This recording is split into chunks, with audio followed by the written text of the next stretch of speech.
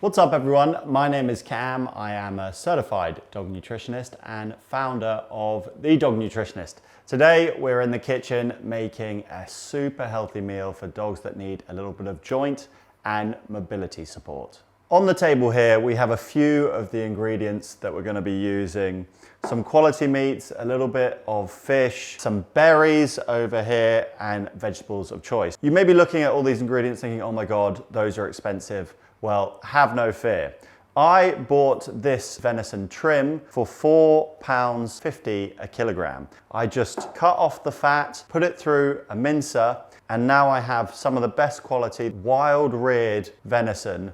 What I like to tell people who have dogs that have mobility issues, stop wasting your money on powdered supplements and start investing in the food more. You're going to see greater effects and you're going to have a happier and more mobile dog. If you're spending £30 or $35 a month on a synthetic tablet supplement, there is no way that is as effective as using fresh food ingredients and just better quality ingredients.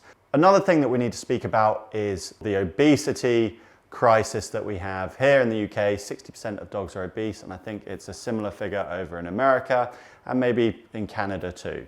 Excess pressure on your dog's joints causes a faster loss of mobility. It puts more pain on arthritic joints. We choose how much we feed our dogs. I understand those puppy eyes when they come up to you and they are looking at what you're eating. It's so easy just to be like, okay, chuck it over, share it.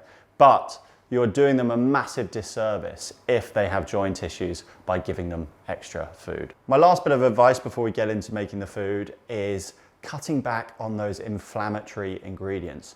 What are those? Cereals, when overconsumed or even in small amounts for some dogs. Excess rice, excess potatoes. That's why so many dogs have arthritis. All those issues that ends in itis, those are inflammatory issues generally caused by an imbalance of bacteria within the gut, and that's caused by ingredients dogs shouldn't be consuming, even in small amounts, but particularly excessively. Protein is such an important part of your dog's diet. We've used some high quality venison, found it on the cheap. It's going to support your dog's muscle regeneration, keep them strong, which will help support the joints, and also we're going to supply them with the proteins and other vitamins and minerals to ensure that their joint cells are getting nourished appropriately. In terms of the quantity of meat that you want to be using in this recipe, it's approximately 70% meat, 10% fish, or it can be 60% meat, 20% fish, and then the rest is going to be made up of non-meats. You could serve this raw. It's a red meat. Red meat carries less bacteria. If your dog has a more sensitive stomach or you just want to cook the food, just get a baking tray, spread the meat out onto the tray, which is what we're going to do, spread it all out, and then put it in the oven. Another important part is the omega-3 fatty acids. I feed my dog raw fish because as soon as you start to cook the fish, it reduces the quantity of omega-3s that are available. This is a way better solution than buying a fish oil. Why not just buy your dog a few bits of fresh fish a week? If you're in North America, you're going to have to freeze the fish for a few weeks just because there's a bit of a parasite problem, I've heard. You might know better than me, but it is good mitigation. We are now going to start by just preparing the non-meat part of this meal. The vegetable is a vegetable of choice. Use whatever your dog digests the best. I am just going to grate this raw. I'm not going to cook it. If your dog is more sensitive, then I would suggest lightly steaming vegetables. The fruit I'm going to include blackberries. Blackberries are a unique source of manganese, which is good for bone regeneration or just calcium homeostasis. Just a handful of blackberries. I'd recommend chopping these up just because if they're a little bit sour, your dog will chew on it whole and then spit it out. So chop it up and mix it in well with the vegetable that you choose. In the UK, blackberries come into season around July. You can go into the local parks and pick organic blackberries for so cheap and then keep them in the freezer over the winter months. That's what I'd recommend doing.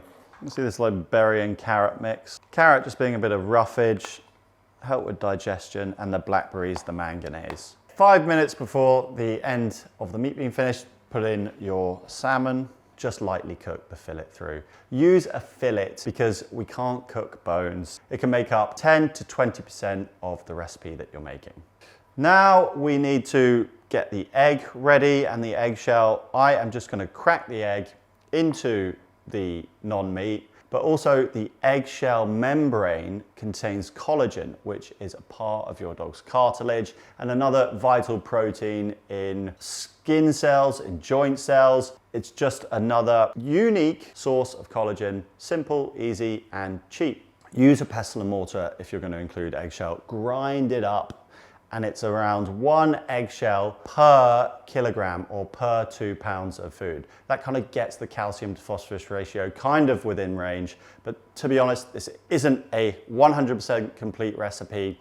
You'll need to use other recipes to ensure that your dog has a complete diet, or the complete recipes I have on my channel. Eggshell I'm not going to include in my recipe for my dog because she eats raw meaty bones. Raw meaty bones being the most bioavailable source of glucosamine. Cooked carbohydrates, today I'm not going to be adding these because of the emphasis I'm putting on weight loss. If I was, I'd just get some squash or some sweet potato, steam it for 10 to 15 minutes. That could make up around 20%, no higher than that, of the total meal. We've got this wonderful dark red mince, and we've got the salmon lightly cooked. We are just going to mix all of that into my mixing bowl / plant pot. See if you can get all the juices in there too. You don't want to lose that stuff. It's all nourishing for the dog. Now all the non-meats go in. You might be thinking this is a really simple recipe, Cam. Surely dogs need loads of other ingredients. Yeah, they do need a few more, but this is functional support. We're focusing on quality of ingredients, the right balance, and that is how you support your dog's joints and their mobility. You don't need to add every single possible ingredient your dog could ever need into every single recipe. Look at that, amazing healthy meals for your dog. Once you've mixed it all up nice and evenly, you can portion it out into plastic containers. Wait till it's cooled down because you don't want hot food being exposed to plastic. That's how microplastics seep into the food. Then you can put the food into the freezer for as pretty much a year, but once it's defrosted, it will last for 5 days, and likewise this will last for 5 days in the fridge. If you're looking for more functional support meals, check out my channel. Also, I've got meals to help complete your dog's diet. So use them all, get that variety. Your dog's gonna love you.